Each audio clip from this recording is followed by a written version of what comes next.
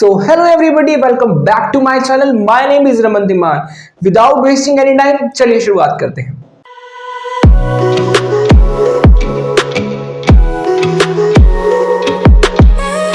Video की शुरुआत करने से पहले मैं आपको एक जरूरी सूचना दे दूं, अगर आपने कल की वीडियो नहीं देखी है तो पहले जाकर कल की वीडियो देखिए, तब इस वीडियो पर आइएगा। आज की जो वीडियो है, हमारा जो फर्स्ट टॉपिक होगा वो होगा डिफरेंस।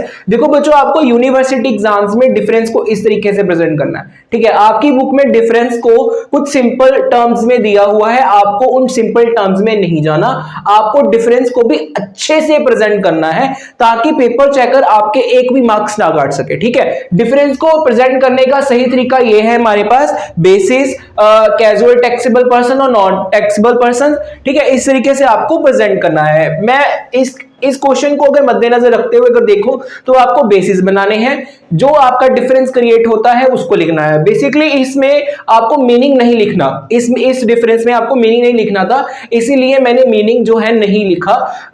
अगर कोई और डिफरेंस आता है आपको किसी भी सब्जेक्ट में, तो सबसे पहले आपको क्या करना है, मीनिंग, देन उसके uses, basic, section and then law and then interpretation. जो भी आप और पॉइंट्स लिखना चाहते हो अपनी तरफ से वो लिख दीजिए, ठीक है। इस डिफरेंस की बात करते हैं। सबसे पहले हमारा जो टॉपिक है वो है यूजेस। यूजेस क्या है? कैजुअल टैक्सेबल पर्संस में undertake transaction involve supply of goods and services in state और UT but has no fix place. Casual taxable person का क्या यूज है इस डिफरेंस में कि वो बंदे आते हैं जो गुड्स और सर्विसेज की सप्लाई करते हैं विद इन स्टेट और यूटी में। यूटी क्या होती है? यूनियन टेरिटरीज में। इसके एग्जांपल लेते हैं, फॉर एन एग्जांपल, कोई बंदा पंजाब स्टेट में रहता है, वो अपनी गुड्स एंड सर्विसेज सप्लाई करता है चंडीगढ़ में, ठीक है जी। चंडीगढ़ क्या है? एक यूटी है और पंजाब क्या है? एक स्टेट है। अगर वो अपनी गुड्स एंड सर्विसेज को ट्रांसफर करेगा पंजाब टू चंडीगढ़, तो उसमें कौन से लॉ में आएगा, वो कौन सी ट्रांजैक्शन में आएगा? वो आएगा हमारे पास कैजुअल टैक्सेबल पर्सन की ट्रांजैक्शन में आएगा हमारे पास, ठीक है जी। और कोई बंदा, उसकी कोई फिक्स प्लेस नहीं है, मतलब हमको नहीं पता कि वो बंदा कहां पे रहता है, कहां पर नहीं रहता, तो वो भी किस ट्रांजैक्शन पे आएगा हमारे पास? कैजुअल टैक्सेबल पर्सन की ट्रांजैक्शन में आएगा। आगे बात करते हैं नॉन रेजिडेंट टैक्सेबल पर्सन, वो बंदे जो इंडिया के रेजिडेंस नहीं है, इंडिया के बाहर की रेजिडेंस के हैं, ठीक है जी।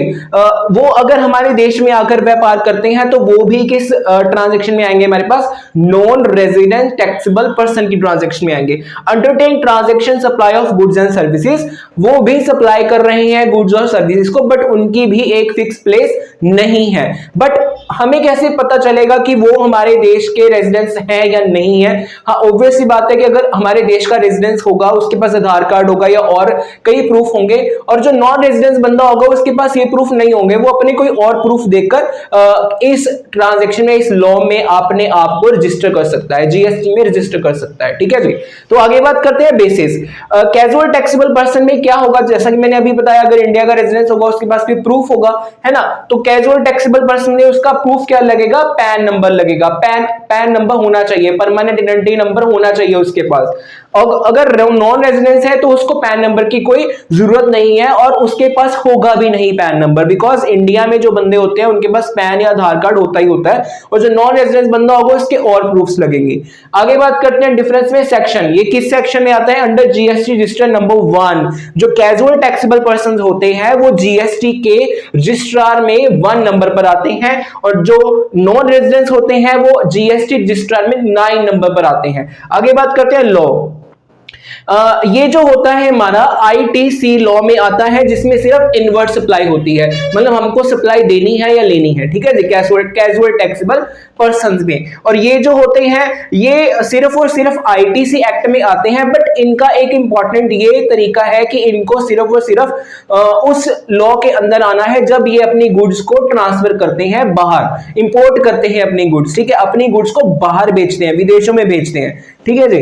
तो ये तो हो गया हमारा डिफरेंस कि कैजुअल टैक्सेबल पर्सन और नॉन रेजिडेंट टैक्सेबल पर्सन। देखो, अगर आपको क्या करना है, जस्ट इसको सुनना है और आपको अपनी बुक सामने खोलनी है, आपको देखना है कि हाँ जो सर पढ़ा रहे हैं वो ठीक है कि नहीं है, बस आपको अंडरलाइन करते जाना है मीनिंग्स के। मतलब आप पेपर में तो अपनी ही वर्डिंग लिखकर आओगे, बट अपनी वर्डिंग भी तभी आएगी जब आप किसी चीज को समझोगे, जब तक आप उसका कॉन्सेप्ट समझोगे। बिकॉज मैं अक्सर कहता हूं कॉन्सेप्ट जो है किसी भी सब्जेक्ट का, किसी भी टॉपिक का मेन जो मुद्दा होता है। Without concept you can you can't do anything. ठीक है जी, आगे बात करते हैं कैंसिलेशन ऑफ रजिस्ट्रेशन। ये मोस्ट इंपॉर्टेंट टॉपिक है इस चैप्टर में। कैंसिलेशन ऑफ रजिस्ट्रेशन देखो सेक्शन 29 में आता है हमारे पास। इसमें क्या होता है कि इन केस ऑफ अमलगामेशन, कैंसिलेशन कब होती है? जीएसटी की रजिस्ट्रेशन कैंसिल कब होती है? जब अमलगामेट हो गया। अमलगामेट का मतलब क्या होता है कि जब दो कंपनीज मिलकर एक काम कर रही हैं, ठीक है, जो दो कंपनीज इकट्ठी हो गई। ठीक है, आगे बात करते हैं चेंज इन कॉन्स्टिट्यूशन। कंपनी का जो लॉ है, कंपनी का जो काम करने का तरीका है वो चेंज हो गया। ठीक है, कंपनी ने अपने रूल्स एंड रेगुलेशन चेंज कर दिए। आगे बात करते हैं who has not furnished returns, जिन्होंने कभी भी जीएसटी की रिटर्न्स ने टैक्स नहीं भरा, जिन्होंने कभी, उसकी भी जो रजिस्ट्रेशन है कैंसिल हो जाती है। आगे बात करते हैं who take registered but not started business within 6 month.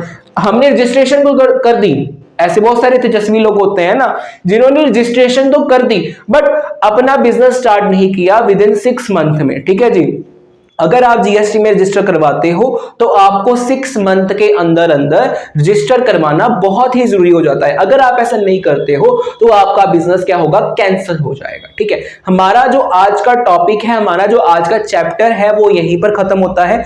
आगे हम जो बात करने वाले हैं इंपॉर्टेंट क्वेश्चन के बारे में बात करने वाले हैं। देखो आपको इस चैप्टर में लॉन्ग क्वेश्चन मेरे अकॉर्डिंगली नहीं बनता, कोई शॉर्ट क्वेश्चंस काफी ज्यादा बन सकते हैं आपको। ठीक है, जो आपका सी सेक्शन होगा या आपका ABCDE वाला जो भी आपका जो सेक्शन वाला पैटर्न आएगा पेपर का, उसमें जो भी होगा उसमें जो शॉर्ट क्वेश्चन होंगे उसमें से 1 या 2 क्वेश्चन इस चैप्टर में बन सकते हैं। ठीक है, तो चलिए फिर बात करते हैं। पहला जो हमारा इंपॉर्टेंट क्वेश्चन बनता है वो है एडवांटेजेस ऑफ रजिस्ट्रेशन। मैं अगेन कह रहा हूं, पहले जाकर कल की वीडियो देखिए तो इस वीडियो पर आइएगा, तो आपको अच्छे समझ आएगा कि मैं किस चीज की बात कर रहा हूं। मैंने पिछली वीडियो में करवाया था एडवांटेजेस ऑफ रजिस्ट्रेशन, वो करवाए थे, वो इंपॉर्टेंट है। कंपल्सरी रजिस्ट्रेशन सेक्शन 24, आपको पेपर में सेक्शन जरूर लिख कर आना है। देखो मैंने साथ के साथ सेक्शन भी लिखा है आपके लिए। ठीक है, कंपल्सरी रजिस्ट्रेशन सेक्शन 24 के अंदर आता है, ये भी हमारा शॉर्ट नोट बन सकता है। आगे बात करते हैं पर्सन लायबल फॉर रजिस्ट्रेशन। मैंने पिछली वीडियो में करवाया था कि कौन कौन बंदे लायबल है रजिस्ट्रेशन के लिए। सेक्शन 22 में ये बंदे आते हैं। Person not liable for registration, जो बंदे रजिस्ट्रेशन के लायबल नहीं है वो भी आते हैं। ठीक है जी, सेक्शन 23 में आते हैं ये सब। कैजुअल टैक्स पेयर्स मैंने अभी अभी कराया, जो बंदे क्या हैं अपनी गुड्स एंड सर्विसेज को ट्रांजैक्ट करते हैं, मतलब कि सप्लाई करते हैं अपनी गुड्स एंड सर्विसेज को स्टेट और यूटी में। ठीक है जी, उसको कैजुअल टैक्सेबल पर्संस कहते हैं। वो हमारे किस सेक्शन में आते हैं? सेक्शन 24 में आते हैं। आगे बात करते हैं फीचर्स ऑफ रजिस्ट्रेशन, क्यों रजिस्ट्रेशन जरूरी है, एडवांटेजेस क्या होंगी हमारे पास, ये सारे इंपॉर्टेंट टॉपिक बन जाते हैं। वॉलंटरी रजिस्ट्रेशन, किसको खुद जाकर रजिस्ट्रेशन करवानी चाहिए, ये भी मैंने पिछली वीडियो में करवाया था, सेक्शन 24। आगे बात करते हैं प्रोसेस क्या है हमारा, मैंने पिछली वीडियो में प्रोसेस भी करवाया था, सेक्शन 25 के अंदर आता है। देखो आपको इसको लिख लेना चाहिए साथ ही साथ, अगर आपको नहीं याद होती तो इसको सीक्वेंस में याद कर लीजिए। सेक्शन बाई ये है, ते ये है, 24 ये है, 25 ये है, एंड सो ऑन, आपको अच्छे से याद हो जाएगा। ठीक है जी, तो हमारे आज की वीडियो यहीं पर खत्म होती है। तो अगले चैप्टर के साथ अगली वीडियो में मिलेंगे। तब तक आपको इन दोनों वीडियोस को तब तक देखना है जब तक आपको अच्छे से समझ नहीं आता। और आपको क्या करना है, आपको अपने फ्रेंड्स को मेरी वीडियो को शेयर करना है अगर आपको वीडियोस अच्छी लगती हैं तो। ठीक है जी, तो वीडियो को बनाने के लिए बहुत मेहनत लगती है, तो थोड़ा सा कष्ट कर दीजिएगा, लाइक जरूर कर दीजिएगा, सब्सक्राइब जरूर कर दीजिएगा और अपने फ्रेंड्स और फैमिली को भी कहिएगा कि सब्सक्राइब करें। Thank you very much.